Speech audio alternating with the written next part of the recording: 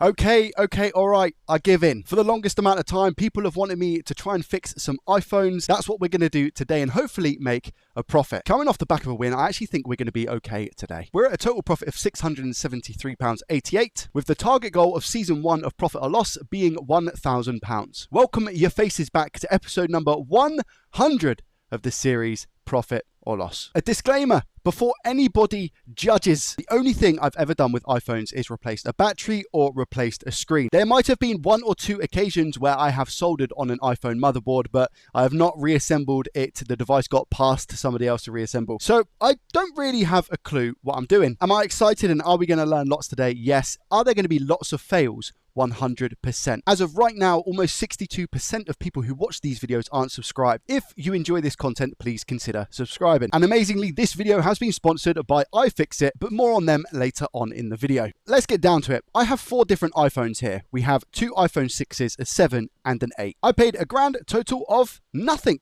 for these iPhones. I bought some Xbox One S consoles and some PS4s, and the seller chuck these in for free. So the only actual way we can make a minus today is if I pay money for parts for these devices, which is definitely going to be a thing. Let's start with our first iPhone, the iPhone 6. Supposedly, it does say Touch ID Flex has been ripped as well. It doesn't turn on, and it's got a smashed, broken display. Truth be told, I'm actually down quite a bit already because I've purchased quite a few things for this video. This is our ammeter, which you're going to see on the screen up here for most of the content. And what it basically does is tell you the current and draw for the iPhones. I've also snagged myself a Ugreen USB-C to Lightning cable as well, and that's going to plug into here, simply put, and then that's going to plug into the iPhones. And then I just need a power source, which I have an Anker USB-C charging brick, which supposedly does 9 volts and a bunch of other stuff as well. So this should be more than suffice. This ammeter here and the software you see is actually sold by another YouTube content creator called Paul Daniels. I'll leave a link to the hardware specifically down below. Okay, so we got our ammeter plugged in. We can see what's going on. What happens when we go to power this device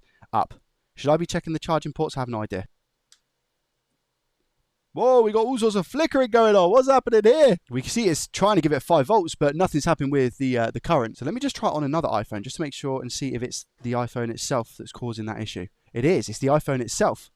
This one seems to be okay. We can see a steady draw and there's no flickering. Whereas this one, the meter does not like that, does it? Wow. So why does that scare me into thinking that there's something wrong with the motherboard on this device? Highly, highly likely. If we take a look inside the actual port just to make sure that there's nothing wrong with it, no, there's not. And also, we don't have any screws for the screen. Now, I also know as well that there's plenty of ways that you can take one of these screens off. And the best thing to do is have like a mat that heats up to around about 100 to 110 degrees Celsius, supposedly anyway, and then it's easy enough to just take the screens off. I don't have this mat because I don't know how many iPhones I'm actually going to be working on, but I am just going to use my hot air gun, and I'll probably put it to around about 120 degrees Celsius, heat around the screen and try and pry it up. The issue that I think we have with this is that it's cracked down here, so it's going to make it really, really tough for me to take the screen off and actually put it back on with no issues. Before I do that, I'm just going to take my iFixit spudger here and see if there is a way that I can just, yeah, I mean, look, because it's been taken off before and it's already been cracked, I'm wondering if we can just simply take this off. I mean, it's not in the best of condition anyway, is it? Yeah, look. Wow, that's come off really, really easy. So I don't even need to use a hot air gun, but I am just going to be very cautious here for 2 reasons. I don't want to scratch the metal that we have on the chassis, because that would be silly. And also, I don't want to rip any ribbons on the inside. There we go. Now, I can't, for the life of me, remember what way this goes. Does it go up? Does it go left, right? Does it go down? I have no idea. Let's see. We just open this. I think this goes up. So if I just put it down a little bit, it should loosen up. Yeah, there we go. We are inside an iPhone. Now, it does look like we have everything intact from what I can see. All of the screws, so I don't know if the motherboard has been previously lifted out before. Saying that, I don't know where the motherboard is. Is it underneath the SIM card tray? I don't know. We are missing 1 screw up here. I don't know if that's an original battery. It's got the Apple logo. So yeah, I don't really know where to start. I think, but could be wrong. First things first, we're going to disconnect the battery and hook up this voltage injector that I've got from Kian Lee to see if we have any issues with the motherboard itself. For all we know, it could be the battery. And if only there was a place that from September 9th to September the 30th, you could get 15 to 20% off selected iPhone screens and batteries. Oh, you're right. There is. iFixit. iFixit are leading the fight against e-waste and offer excellent tools, parts, and guides. Why waste money paying for a costly upgrade or replacement when you can attempt to repair your old iPhone for a fraction of the price? iFixit offer you the ability to do this regardless if you're a complete beginner or an expert. Take matters into your own hands. Not only are the parts shipped with amazing guarantees and fast shipping times, but if you scroll down on the page, you'll then be greeted with a direct guide on how to do that fix. Each guide is step by step, which means that even I can do it. Save money, learn a skill, save the planet. Click on the links down below in the description to grab yourself a discount. Thank you iFixit for sponsoring this video. Now let's get back to the repair. Lord only knows the amount of stress and anger I'm getting myself into today, even just trying to remove the logic board. These look like small Phillips. Are they a Phillips 000 is the question. Definitely feels like it. We've removed our first bit. I think I meant to take the battery out first, just in case there's any issues. So let's do that. Removing our second bit. And if we just go ahead and disconnect the actual battery itself. This is definitely an aftermarket battery then, hey? Or is it even the original battery that was in the device? Because it's all crumpled on the back. So somebody, I think, has removed this and then put it back in the phone. Could be wrong. Right, let me explain the little setup that I've got going on here. And hopefully post-editing Joey can do a good enough job of explaining it. So here I've got my Roxy DC power supply and I've set it to 4.2 volts, which indicates a pretty full iPhone battery, at least for the iPhone 6 anyway. I've then got this little device plugged in. So we have power coming from the power supply over to this, and then a little squid thing here, which then plugs into the iPhone and acts like a battery. Now, what I do is I push this little button here, which is the power switch, which I'm pretty sure acts like the power switch on the iPhone. I think I could just press that, but I'm going to press this instead. And we're going to see if we draw any current on our power supply. And obviously, importantly, if we get a display and the phone turns on. So in 3, 2, 1, let's press this switch. Do we get anything? Doesn't look like it, does it? Interesting. What about if I hold it down? Oh, okay, wait a minute. Whoa. It done something. What happened on the phone? Nothing? Okay, let's try it again. And just maybe click it once. Click once. Okay, hold on. Nothing. So it does something and then decides to do nothing. Do I have to hold it down? Wait. Oh, you hold it down. Oh, wait, that turned off. What, I have to keep it held down? There's no way, is there? Okay, so we get something on the iPhone as well. I'm holding down the switch. If I let go of the switch, what happens? Oh, now it's on. Oh, maybe I just... Oh, wait, now it's gone off. Okay. Now it's power cycling. I don't know what the situation is here. Well, I mean, that looks like a healthy draw to me, like 500, 600, 700, all the way up to nearly 1 amp. And the iPhone is booting, I think. Yeah, I'm just not going to touch it. I think every time I move it, for some reason, there might be some dodgy soldering down there from the person that I bought it from. But we'll just leave it very, very still and concentrate on the iPhone itself. Well, I mean, it boots. I think anyway, hopefully it doesn't hang on this. And there we go. I've zoomed in a little bit. So we're pushing, the 300, 400 milliamps.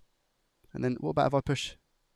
Oh, does this button not work? Because it shows that the iPhone's on. What about if I push this button?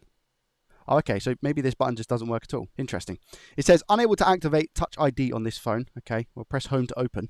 Okay. So we're on and we're working. The touchscreen works as well. But I mean, this is fine. Which means we just had a faulty battery, which is why this piece of equipment right here is so handy, because I now know for sure that all this had wrong with it was a bad battery, as well as potentially the fact that this button doesn't work, which I have no idea why that is. And we obviously have the crack, and supposedly we have no Touch ID. I could be wrong, but I think with the iPhone 6, if the Touch ID doesn't work, it's because somebody's just put another random Touch ID on, and you need the original one because it's married to the iPhone. Could be wrong though. Back camera works. I mean, does the front camera work? It does indeed. Look at that. Hello there. Now, with this not working, causes a lot of issues. You can't turn off or on the iPhone. So that's not ideal, is it? So I think we definitely need to investigate as to why that isn't doing its thing. But I'm happy so far. Let's go ahead now and just unclip the screen. If you're using metal tools here, I'd say be very, very careful. And I think it's actually quite stupid of me. But here we are. So unclipping the screen over here as well. I've got this big one. There we go. Look at this, the iPhone 6, 4 different connectors. Wow. And now the screen's off the chassis. We've got a lot more room to play with. Looks like a little bit of damage down there from a previous tech maybe or something. I don't know. Should be okay though. More importantly, what's going on here then? So the button is pressing, and we can see that by simply just pushing the button in, and it's making a clicking noise as well. So I don't think the mechanism itself is failing, but it could be the ribbon cable, which I don't know where it necessarily goes. Does it go all the way around and over to here or something? I know with the older iPhones, the power button that was at the top right was also responsible for the volume up, volume down. So I don't know if that's the same case with this one, but I'm going to definitely do some Googling. Googling be done, and I think it plugs into, if we go over to the left side, you see this ribbon cable here. I'm pretty sure it plugs in to here. So the ribbon cable is a nice big one, and it goes under the logic board here, and it actually feeds into the camera module that we have, and then it goes over to the side. So yeah, I don't know necessarily what's going on. After, again, speaking to the lovely Paul Daniels, I've just realized we've got two cables here for, this is what we were injecting the voltage with. And you've got the battery connector here, and this long FPC connector here actually acts as the charging port. So it's called the charging flex on the iPhone 6. And look at the charging flex that's inside the iPhone. That is done for, which probably explains why we were getting the flicker in when I was plugging the cable in originally. And because I used the small and big cable on the voltage injector, it's bypassed this big cable here. So unfortunately, that does mean that we need to replace the whole charging flex down here. I'm actually quite lucky that the liquid damage, rust, and whatever else is on this connector didn't go on to the main one and spread throughout the logic board and cause further damage. So just to confirm, for this iPhone 6, I need a new screen here because of the crack, a new charging flex, a new battery, and the flex cable for the power button. Safe to say already, I think we're past a profit for this phone. I think all of the cost of this combined would equal around about 50 to 60 pounds or so, and I'm pretty sure an iPhone 6 will sell for somewhere around the region of 30 to 40 pound used. So it definitely doesn't make sense to do this for profit. I'm going to put this one to the side for now. I obviously need to order all of the parts as well, and in the meantime we'll move on to our second iPhone, another iPhone 6, hopefully with less issues than the first one. The issue that we have with this iPhone 6 is it says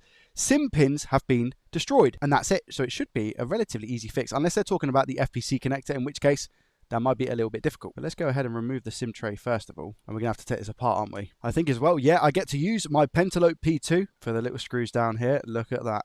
Fits like a glove. These are also the long screwdrivers from iFixit. Again, shock. This looks like it's been opened before. I don't know if you can tell just down the bottom left there where the screen is lifted.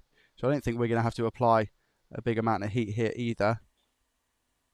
Maybe I'm just going to be able to get underneath again. Yeah, nice and easy.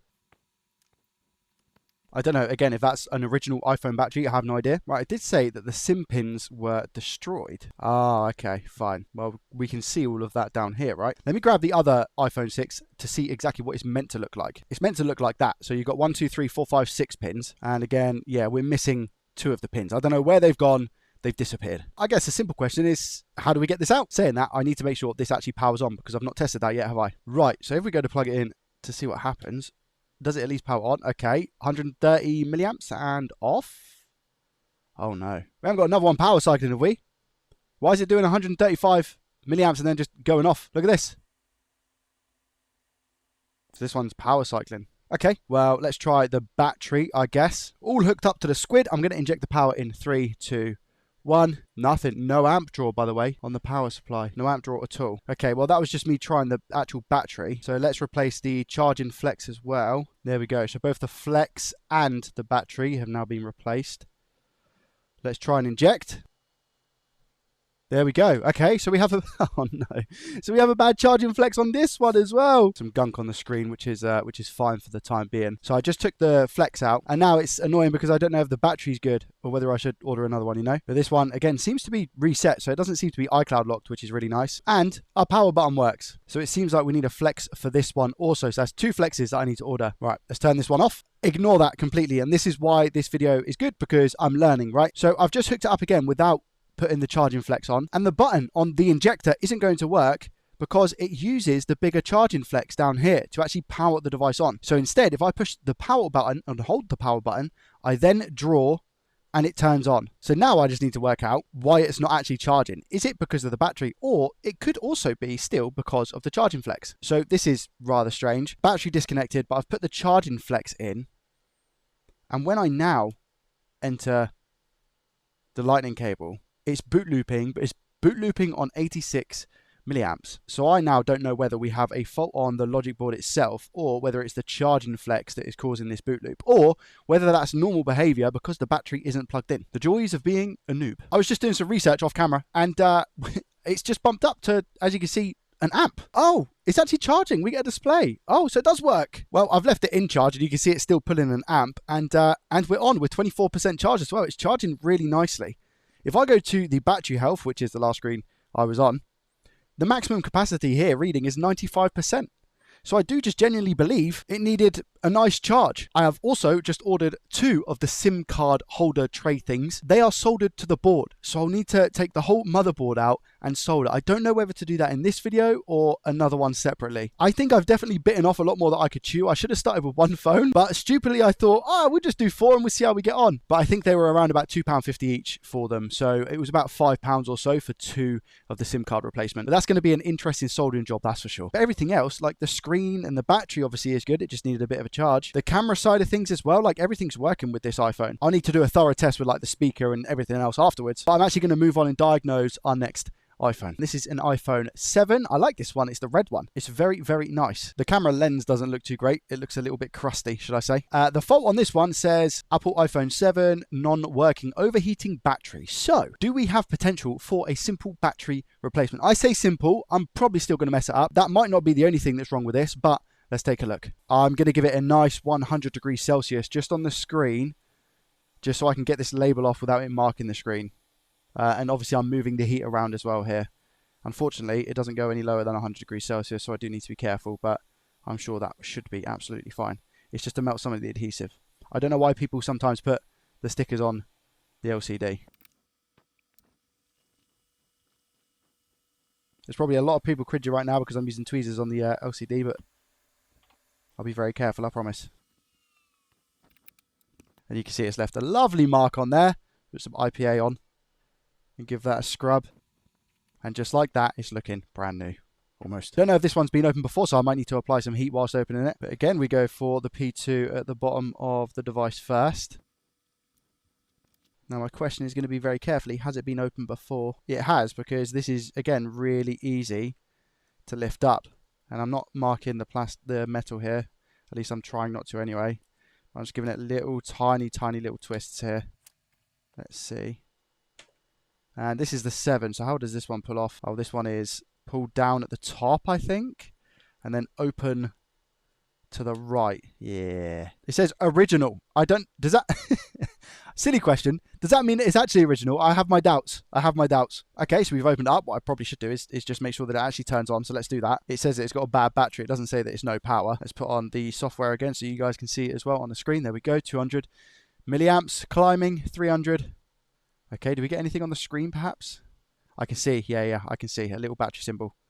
It's very faint, very faint, but there is a battery symbol. So I'm just going to wait for it to charge, turn on, and then I can verify that it says that the battery health is potentially 62%. It's finally turned on after about 20 minutes of charging, and it says the battery health says service. So yeah, it is at 63%. Important battery message. It's degraded, so you need to get a new one essentially. So I've waited all that time to just see that message, but at least I know now. I think everything else works. Sometimes I get confused between, is it just you hold down the power button or do you have to press the volume button as well? But so I flip this over and put it on this side and use my fan extractor. There we go. Look at that. Make sure it doesn't flop too much because we don't want to be ripping this ribbon cable up here. I think this ribbon cable up here is the worst one. So battery is here. I believe it's under this little section. Oh, these are tri. I've got a tri 000. That feels great. That feels fantastic. And they're magnetic. Lovely jubbly. What have I got in my moustache here? It's a bit of fluff. How long's that been there for? Slowly and carefully take that out. I think it's probably best to disconnect the screen so I've got freedom to roam around this iPhone. And those look like Phillips. Take that one off. Disconnect that. Disconnect the battery and the rest of the screen.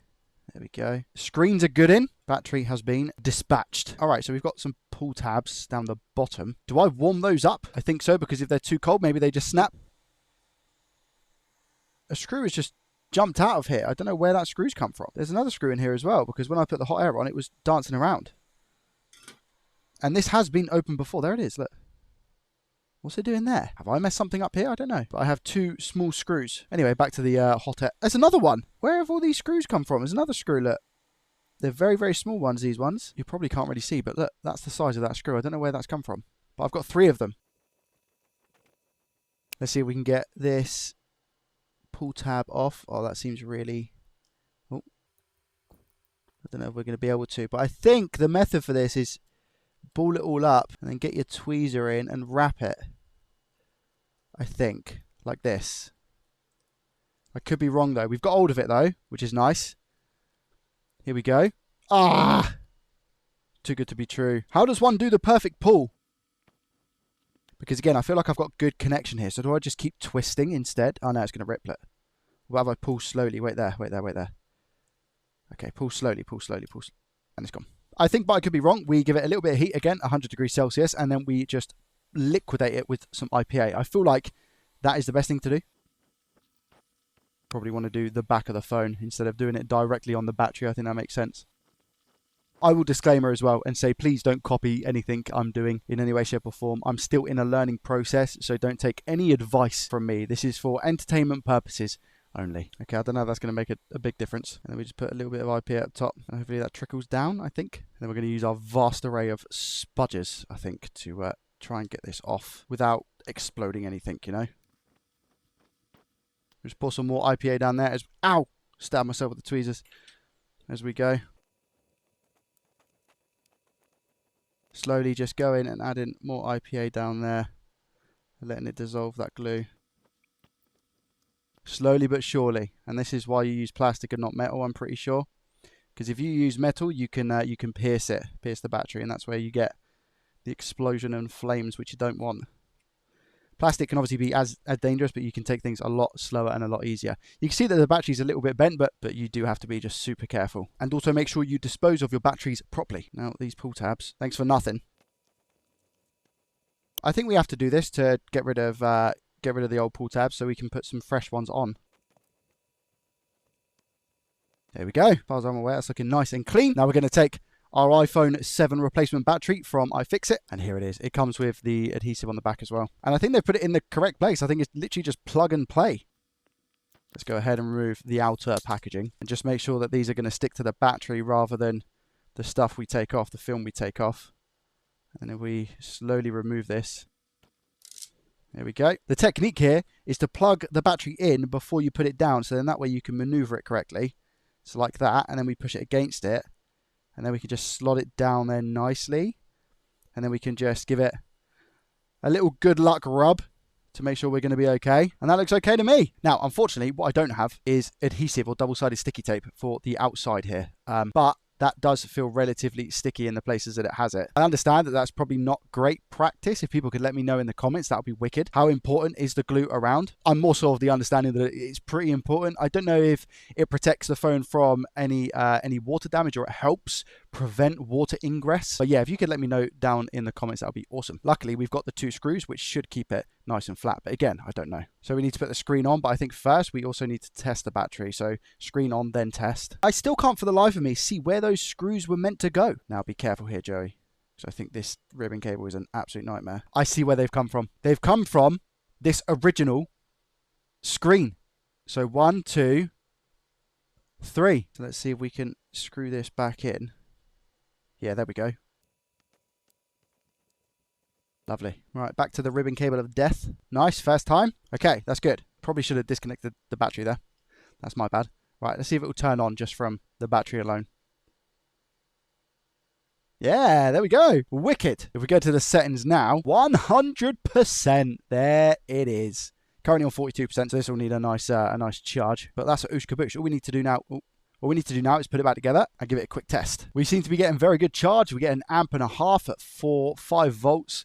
I've just put my SIM card in. It registered, so that is all okay. It just says I need to finish setting everything up. Camera, even though I said looks a little bit scuffed, that definitely doesn't come across on the actual image itself. So it looks all good. This side seems to be working as well. We can now also update to the latest iOS. And we can call this one good to sell. I don't know how much these actually go for. Regardless, this iPhone 7 has been fixed. Let's diagnose our last one then, which is an iPhone 8. This one says Apple iPhone 8, 256 gig, proximity sensor, loudspeaker on calls. I think then it's what it says on the tin. You don't have loudspeaker on calls. And maybe the proximity sensor is something to do with the actual display itself. I think it's all just one big ribbon cable that needs to be swapped out. Again, I'll just need to heat up the screen and take this off, power it on just to make sure that it works. I'm pretty sure I tried this one in a live stream and it did work. Oh, I've already taken the label off. So yeah, I think this one definitely was the one from the actual live stream itself.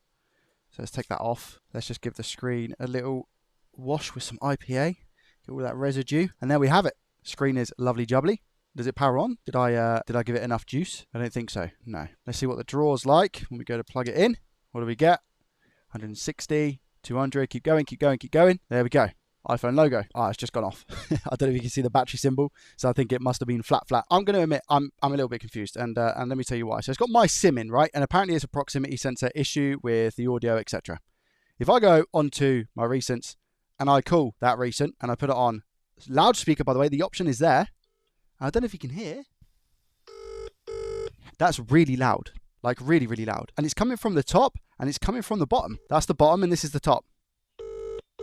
And yeah, when subscribe actually picks up the phone, it comes through absolutely normal, very loud, very good quality. So I don't know if there is an issue here. As per the other phones, the front camera works fine and the one on the back works fine as well. So I don't know what the issue is. Brightness is also really, really good. So yeah, and also as you can see in the top here, it connects to Wi-Fi. So I think this works. The battery health percentage on this phone is 85%, so I don't think that actually needs to be changed. And as you can see as well, it's relatively clean. So I'm going to go ahead and say that's fixed. I mean, if you disagree and I've done something wrong, please, again, as always, just let me know in the comment section down below if there's further tests that I could do. But it works from the top speaker, it works from the bottom speaker, the loudspeaker option is there. I don't know. I think the first phone we looked at, which needs a plethora of things, I'll actually leave for another video or a live stream. So we'll completely discard that one. But what I will include in this episode of Profit or Loss is the replacement of the SIM card tray, because I think that's going to be pretty fun. So in about 10 seconds, you're going to see me with this thing because I've ordered it and it's not here yet. Here's a message to future Joey saying, good luck. I have returned, but rather impatiently. I don't want to wait for a new SIM card holder tray thing. So I'm just going to take it from the iPhone 6 one that we were looking at earlier on in the video. And then when I get the newer ones, I'll maybe put it back on this board, depending on how damaged I make this one. It also depends if I can get this off clean enough. Here art thou SIM card holder on the board that we're taking it from. Now, I don't know how to play this. I don't know what temperature to go because, again, I don't work with iPhones. So I'm thinking, and this could be horrendous, 300 degrees Celsius, airflow speed 50%. Is what I'm thinking. Could actually be a little bit too low. We've obviously got the plastic here as well, but the key thing here for me is going to be to continuously move the air.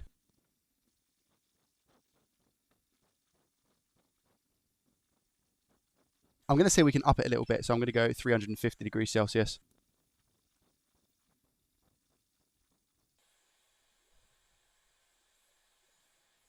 Okay, wow. I'm actually pretty happy and surprised with myself at the same time. I think, yeah, 350 degrees Celsius with an airflow speed of 50% is the sweet spot for sure. And this is what it looks like. Pretty clean pull in my opinion. And here's the back of that. Where you've just seen me take that SIM card tray from, I actually done on a live stream. I took the phone that you saw earlier on in this video apart completely, took the motherboard out. Unfortunately, there was quite a lot of signs of liquid damage on that phone. So it's going to be a complete rebuild process, which again, just to clarify, I'm not going to go through in this video. Now, hopefully I can fix the other iPhone that had the issue with the SIM card, which I believe is right here. We've already disconnected the actual battery itself. Here I have the new tray, so I'm going to not put that there, but I now need to go ahead and take apart this iPhone completely, which is probably the most nerve-wracking part for me. Not even necessarily the taking apart, but putting it back together is going to be a chore. I've not done that yet successfully anyway, so I need to make sure that I map the screws correctly. Just as an FYI here as well, I'll be using the iFixit guide to actually take out the logic board and to put it back in.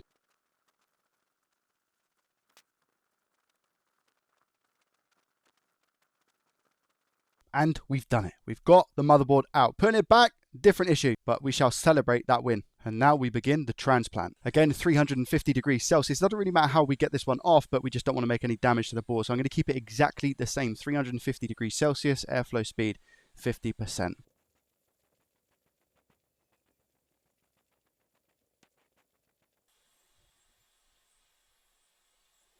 There we go. Nice. We're going to try and move pretty quick here as well. So we'll go over these pins here. Bit of flux here, bit of flux here, flux here, flux here. Big blob of solder. Just give that some leaded, leaded, leaded, and leaded. And we should just be able to give this one little swoop. Bit more flux. There it is. And now a clean. Get rid of the flux that we have on the board because we don't need it. And that to me is looking good and ready for a new one. I say new, well, recycled, I guess. Now what I'm going to do is a tiny drop of flux, just to make sure all of this solder does what it needs to and bonds properly. The exact same procedure. Actually, it's going to put this on, I think. It can't really go anywhere else, can it? Again, 350. The melting temperature of the solder is going to be a bit lower now as well. So we do the exact same thing, just in reverse. There we go, come off the heat. Pretty sure that looks okay to me. Just going to compare it. Yeah, that is pretty much identical. And if we tilt it up, we can see all the pins intact, soldered nicely down to the board. I'll give it a little bit of IPA and a clean just on the top. Don't really know what this is. The only thing I'm worried about is that they're such finite parts. Everything needs to go back exactly where it was previously. So I'd be lying if I said I'm a little bit worried that maybe the soldering hasn't gone as well as I'm maybe thinking it has, and that we could have some issues. But there's only going to be one way to find out, and that is to test. Hopefully I can actually get it back together. Okay, but looks all good. Let's see if we can work our magic in reverse.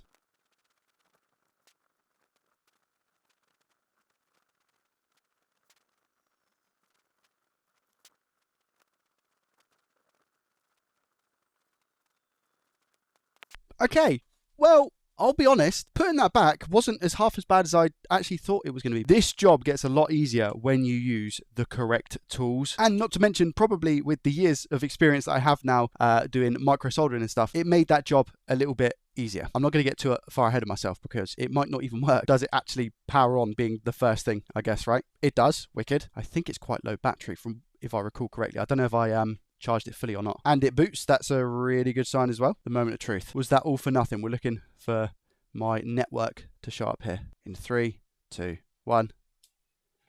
What happens? No sim. He spoke too soon. I jinxed myself. Put it back in. It's not going to happen, is it? No, this is a little bit strange. I could be completely off here, and I'm probably going to need some experts' advice in the comments. But you see how it's got mobile data, which is grayed out because it says no SIM. I've also got no SIM in this device, but when this is my main phone, when I click on mobile service, I can click it and it says set up mobile service. They're on different iOS versions as well, because this is an iPhone 13 Pro. What I've just done is I've restarted the device to see if that makes a difference. I don't think it's going to, and I'm pretty sure it says that there's a software update. I don't know if that's going to affect the SIM. I highly doubt it because it's still saying no SIM. Oh, it needs at least 50% battery. That's why I can't update. So I'll do that again. I don't know if it's going to be the actual soldering job. It probably is, even though everything looked connected. And as well, the SIM card tray itself feels good in the sense that it ejects properly, and I feel like everything's in the correct place, because when stuff isn't in the correct place, you get a lot of issues on these phones. I've just also checked. There's no other way the SIM card can go. So I'm going to charge this, give it an update, and see if that has made a difference. Now, I've actually taken apart the iPhone again, just lifted the screen up as well, because we've got these points of soldering here. So we've got 1, 2, 3, 4, 5, 6 points, which obviously lines up with the 6 pins. And if I go ahead and just try and move these joints, they all seem to be soldered to the PCB. None of them are moving, none of them are wiggling. Even though this one looks a little bit gold colored up here, the solder's clearly wrapped around it, and it's exactly the same with every single one. So I am doubting that it's the soldering based off of that, and it doesn't look like we've got any bridges. I've got my multimeter in continuity mode, and I've put the threshold to 10 ohms, because what I'm going to do is quickly see if any of these are shorted together in any way, shape or form. And if they are, we'll hear a beep like that. No, that was because I was touching ground here. But yeah, they're all absolutely fine. So we'll go with the update, but again, I don't think it's, unless maybe we need to bend these pins up a little bit to make a bit of a better contact. I don't know if that's a thing. Maybe these pins are a little bit flat. I obviously don't want to break these. If I maybe move them up a little bit, like this, maybe we're not getting a great contact on the card itself, you see. Let's move them up.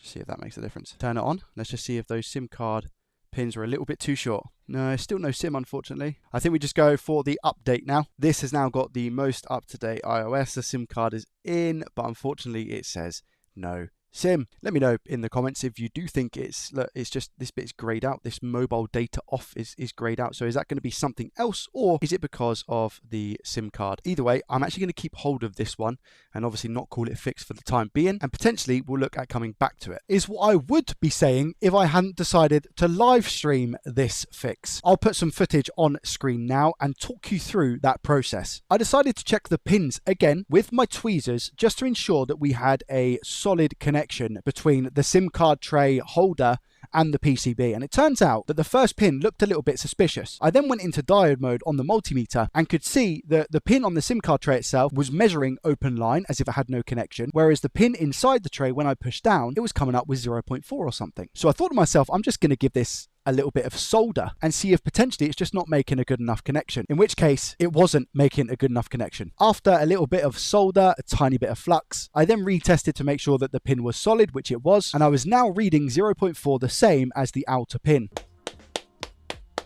It can be added to Sally. I need to go back and edit the episode. Needless to say, I'm very happy about this fix, and it means that we've technically fixed 3 out of the 4 iPhones. I had previously recorded a whole Sally Spectacular spreadsheet sum before all of this and ended the video, but now that's got to change because we have to add around £40 or so to that mix. Let's head on over to Sally Spectacular spreadsheet to see what profit we've made. Now, the cost for the iPhones was nothing, which is awesome. £18 I've put for the battery, and I will include the cost of one of the SIM card trays because when that does eventually arrive, I'm going to have to use that anyway for the other iPhone 6. So that was £2.50.